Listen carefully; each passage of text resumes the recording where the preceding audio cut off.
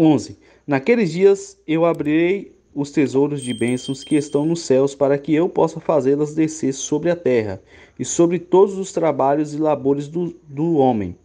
Paz e equidade se associará aos filhos dos homens todos os dias do mundo, em cada uma de suas gerações. Isso aqui, com certeza, está falando do tempo do fim, do milênio, tá?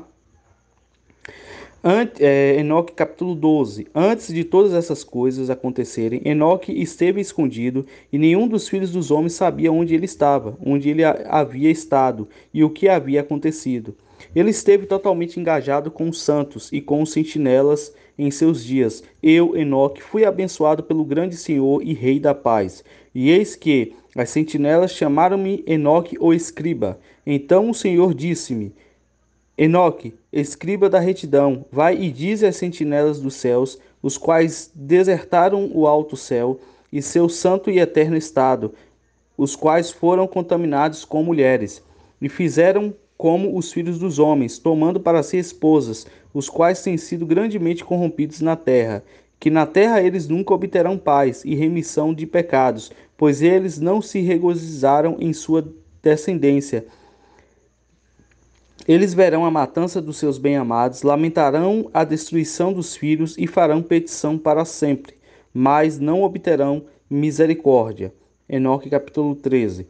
Então Enoque, passando ali, disse a Azaziel: Tu não obterás paz, uma grande sentença há contra ti, ele te amarrará. Socorro e misericórdia e súplica não estarão contigo por causa da opressão que tens ensinado, e por causa de todo ato de blasfêmia, tirania e pecado que tem descoberto aos filhos dos homens. Então, partindo dele, falei a eles todos juntos, e eles todos ficaram apavorados e tremeram. Tá? Para quem vai ouvir esse áudio de primeira, para depois passar para os outros, é interessante esse relato de Enoque, porque Enoque ele é uma prefiguração do papel que os santos terão no milênio, que é julgar as nações e os anjos, como o próprio apóstolo Paulo fala, tá? Então Enoque é uma prefiguração daqueles que participarão da primeira ressurreição, que são chamados de bem-aventurados aqueles que fazem parte da primeira ressurreição dos mortos, tá? Essa primeira ressurreição é daqueles que Cristo, quando vir, primeiro os mortos ressuscitam, como o apóstolo Paulo fala, e os que estiverem vivos serão transformados. Estes aí é os que habitarão a cidade santa, a Nova Jerusalém, que é descida do céu e que vai julgar as nações da terra. Tá certo? Continuando. Abençoando-me por escrever por eles um memorial de súplica, para que eles pudessem obter perdão, e que eu fizesse um memorial de suas ações, ascendendo diante do Deus do céu, porque eles por si mesmos, desde então, não podiam dirigir-se a ele, nem levantar seus olhos aos céus, por causa da infame ofensa ao qual eles foram julgados. Então eu escrevi um memorial de suas orações e súplicas por seus espíritos, por tudo o que eles haviam feito e pelo assunto de sua solicitação, para que eles obtivessem remissão e descanso. Procedendo nisso, eu continuei sobre as águas de Dambadam, as quais estão da direita para o oeste do Hermon, lendo o memorial de suas orações até que caí adormecido. E eis que um sonho veio a mim, e visões apareceram acima de mim. E caí e vi uma visão de castigos para que eu pudesse relatá-los aos filhos dos céus e reprová-los. Quando eu acordei, fui até eles. Todos estavam reunidos chorando em Obel-Zeel, que está situado entre o Líbano e Senazer, com suas faces escondidas, e eu relatei em sua presença todas as visões que eu havia visto e meu sonho, e comecei a pronunciar essas palavras de retidão, reprovando os sentinelas do céu. Enoque capítulo 14. Este é o livro das palavras de retidão e de reprovação das sentinelas, os quais pertencem ao mundo, de acordo com o que ele, que é santo e grande, ordenou na visão. Eu percebi em meu sonho que eu estava então falando com a língua da carne, e com meu fôlego, e com o poder, e que o poderoso colocou na boca dos homens, para que eles pudessem conversar com ele.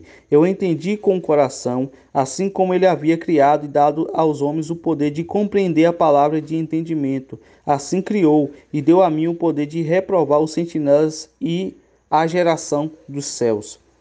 E escrevi sua petição, e na minha visão foi-me mostrado que seu pedido não lhe será atendido enquanto o mundo perdurar. Julgamento passou sobre vós, vosso pedido não vos será atendido. De agora em diante nunca ascendereis ao céu. Ele o disse, que a terra ele vos amarrará, tanto tempo quanto o mundo existir. Ou seja, o final dos tempos, tá? 7.000 anos, no milênio, quando eles serão julgados. Mas antes dessas coisas, tu verás a destruição dos vossos bem-amados filhos. Não os possuireis, mas eles cairão diante de vós pela espada. Nem pedireis por eles, nem por vós mesmos, mas chorareis e suplicareis em silêncio as palavras do livro que eu escrevi. Uma visão então me apareceu, eis que naquela visão nuvens e névoa convidaram-me, estrelas agitadas e brilho de relâmpagos expeliram-me e pressionaram-me adiante, enquanto ventos na visão assistiram meu voo, acelerando meu progresso. Eles elevaram-me no alto ao céu. Eu prossegui até que cheguei próximo de um muro construído com pedras de cristal. Uma chama de fogo vibrante rodeou, a qual começou a golpear-me com terror. Nessa chama, o fogo vibrante, eu entrei e aproximei-me de uma espaçosa habitação, também construída com pedras de cristal. Com certeza Enoque está relatando a Cidade Santa aqui, porque é basicamente a mesma descrição de Apocalipse, tá? Muros de cristal e por aí vai. Seus muros também, bem como o pavimento, eram formados com pedras de cristal, e de cristal também era o piso. Seu telhado tinha a aparência de estrelas agitadas e brilhos de relâmpago, e entre eles haviam querubins de fogo num céu tempestuoso. Uma chama queimava ao redor dos muros, e o seu portal queimava como fogo. Quando eu entrei nesta habitação, ela era quente como fogo e frio como gelo. Nenhum traço de encanto ou de vida havia lá. O terror sobrepujou-me, e um tremor de medo apoderou-se de mim. Violentamente agitado e tremendo, eu caí sobre minha face na visão, eu olhei, e vi que lá havia outra habitação mais espaçosa que a primeira. Cada entrada na qual estava aberta diante de mim levava no meio da chama vibrante.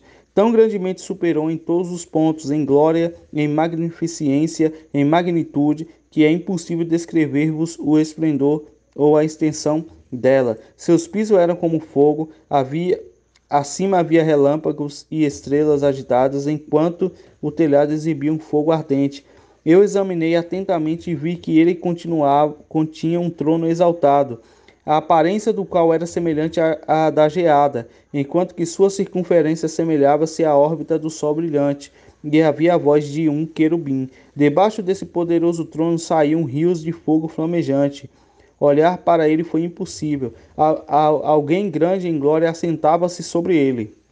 Quem será? Será que é Cristo? Vamos ver. Cujo manto era mais brilhante que o sol e mais branco que a neve. Apocalipse diz que Cristo será o nosso sol.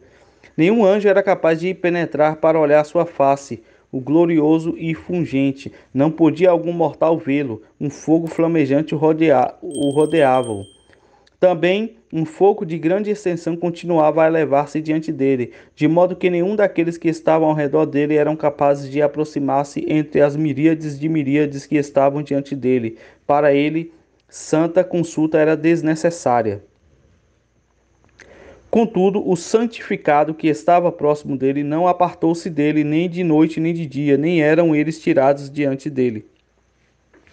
Eu também estava adiantado, com um véu sobre minha face e trêmulo. Então o Senhor, com sua própria boca, chamou-me, dizendo: Aproxima-se aqui acima, Enoque, a minha santa palavra. Ele ergueu-me, fazendo aproximar-me, mesmo até a entrada, meus olhos estavam dirigidos para o chão. Tá? Enoque tem uma visão do próprio pai e do próprio filho. Isso antes mesmo de o próprio filho se manifestar em carne aos discípulos, né? E através da fé acreditamos nisso hoje. Tá bom? Vamos terminar nossa leitura por aqui, tá certo? Porque, como eu falei, eu quero manter os áudios nessa proporção de 10 minutos para não ficar cansativo. Usa a aceleração do Telegram e fica um áudio aí mais ou menos de 5 minutinhos, né? Então, a partir do próximo áudio, a gente vai continuar do capítulo 15 de Enoque. Então, lemos o capítulo do 11 até o 14.